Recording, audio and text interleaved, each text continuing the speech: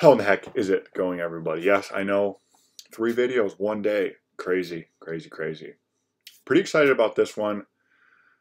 What reminded me of this, a while back, people, well, this would have been during goose season. I must have said on an Instagram story or somewhere in a different video that something pretty crazy happened involving what was thought to be a dead goose. Today we called a trailer place that custom builds trailers. We're looking into finally getting an enclosed trailer to haul all of our goose decoys. Getting over trying to cram everything into the bed of a pickup truck. Lost quite a bit of stuff out of the bed of said pickup truck this year. And of course it had to be the brand new stuff. Couldn't be the 20, 30-year-old hand-me-downs. Had to be the brand new expensive stuff. So we're looking into the enclosed trailer. And also we have a handful of farmers who have agreed to allow us to leave decoys in the field, which means we need more decoys. But obviously, if you guys know personally, every year I say, okay, I'm end of waterfowl season, I'm done, I have everything I need, and then it starts getting close to fall, and I pretty much rack up my Cabela's points all year just to spend at Cabela's on decoys. So we're gonna have a couple of sets out, and we're gonna need an enclosed trailer for that. Also, if you guys heard me talk about in past videos, we're starting a guide service, mostly going to be ice fishing guiding until we figure out if this blind man can get permit, license, whatever you want to call it, to guide on inland waters. I mean, I take myself out on Great Lakes. I would take my friends out on Great Lakes, but never, ever would I feel comfortable being the captain of a Great Lakes boat. So captains of big water, out of the question. In the future, though, we will have a boat and we will have a captain for that. That's probably a long way into the future. But we figured to do the whole guide thing, yes, we're going to give the majority of the money that we make in this guide service, dealio, back to Hunters for Life. I don't want to wait till the winter to start getting clients. So we're now looking into being a waterfowl guide. Probably just going to be field hunting, because the only really good spots we have for water hunting ducks is the Great Lakes, and you need a captain's license. The big, like the top of the chart captain's license to be a duck hunting guide on Great Lakes or bays of Great Lakes, which is the spots that we hunt mostly. But anywho, this is all about the goose story. This is a pretty good one. Went out hunted. This would have been probably the first or second week of September. Just getting started into the early goose season up here. Hunted a rye field. It was me, old man John, and Alistair. John's got a super nice Dodge Cummins diesel 4-door, so he is usually the designated driver when we go goose hunting. Pretty good morning. I think we shot like 6 or 7 birds within the first like hour, maybe hour and a half, and then it kind of went dead. We sat out there for probably another 3-4 hours, and all the birds were dead in a pile. I mean, pile behind the layout blinds, they were dead, not moving, no movement, nothing. Pack everything up, and we have a little bit of a system. After we started losing some stuff, we started to figure it out. Put the birds in the bed of the truck up right behind the cab. All the decoys on top of that, all the layout blinds on top of everything else, and then we ratchet strap everything down in hopes that the layout blinds will hold everything in, kind of like a topper for a truck. So Johnny Boy tells us about this store in Perkins, Michigan called the Perkins store, and this is one of those towns where if you blinked you would go right through this town. But I'll tell you what, this is a gas station. The pumps are straight out of like the 1930s. It is a convenience store, party store, and grocery store all in a building not much bigger than this room, quite a bit bigger than this room. But anywho, we pull in the door. The door of the building, this is going to be hard to do with the camera. The door of the building's here. We pull in, and we're parked on the other side of the parking lot, kind of back over here.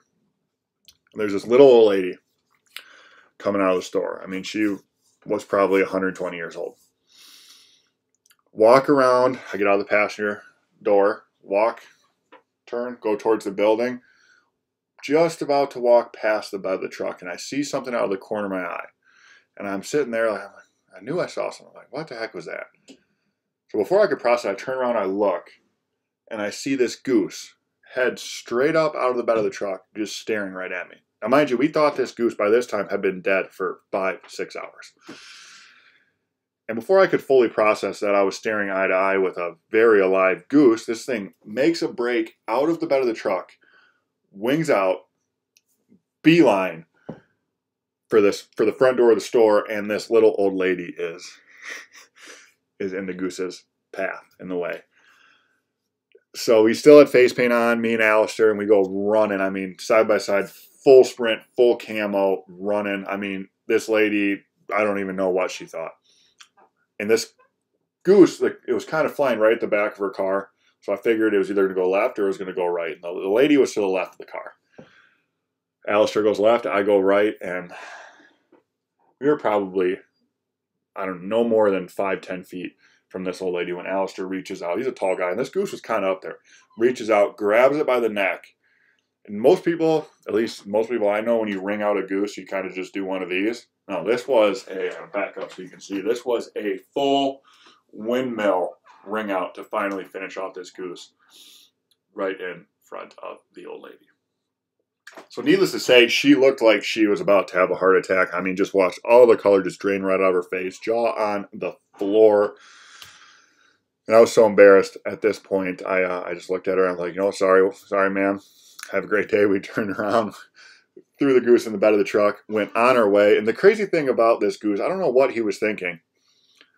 We were done hunting, probably scouted at least a dozen, if not more, fields. I mean, saw birds in them, stopped the truck, looked, like, glassed them 5, 10, 15 minutes each field, slowly drove to the next one. I mean, all the times that this goose could have just jumped out of the truck, flew away, we would never even probably noticed.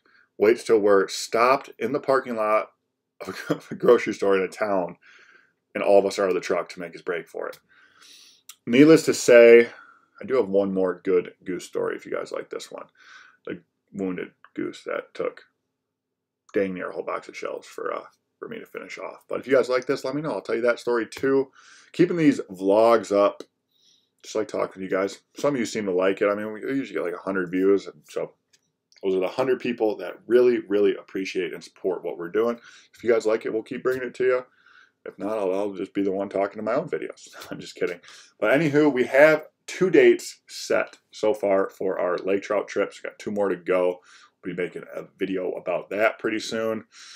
Spring turkey raffle, if you guys are interested in that, if you're in the Michigan area or close to the Michigan area and want to do some spring turkey hunting but don't have the means to do it on your own, check out our Hunters for Life Facebook page. Link is down in the description. That is now the new pinned post to the top of the page. You can't miss it.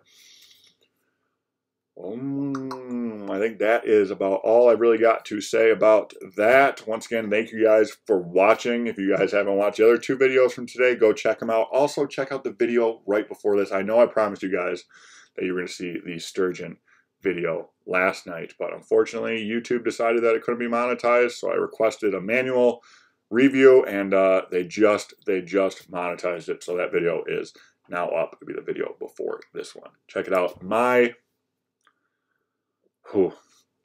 Definitely personal favorite ice fishing video of this season. Quite possibly personal favorite ice fishing video of my YouTube career. The only other sturgeon encounter is like a 15-minute video of an almost 2-hour fight, and I lost him. So finally got to put a sturgeon on the ice. Clean release too. We're not even allowed to fish for him. We weren't fishing for him, but it was nice to get him down the hole, nurse him back to life, and watch him swim away. And maybe we'll accidentally tangle in with him again, but that's about all we got here. Thank you guys for watching. Thank you for your support. Thumbs up, thumbs down, whatever you're feeling, leave a comment. Love talking with you guys. As far as the shout out thing goes, if you guys would like a shout out on Instagram, when you post your pictures, use the hashtag HuntersForLifeUSA, picking 1 picture a day from the people that post that, in hopes that that will make people stop asking me. You know, they make their Instagram channel, Instagram page, post a picture. First thing is, not even a hello, just message, can I have a shout out? Some people even say, give me a shout out. It's like, Jesus Christ, you at least say please. I'm going to tell you no, but at least say please. But I'm just rambling on now. Thank you guys for your support. Thank you for watching. Until next time, happy adventures.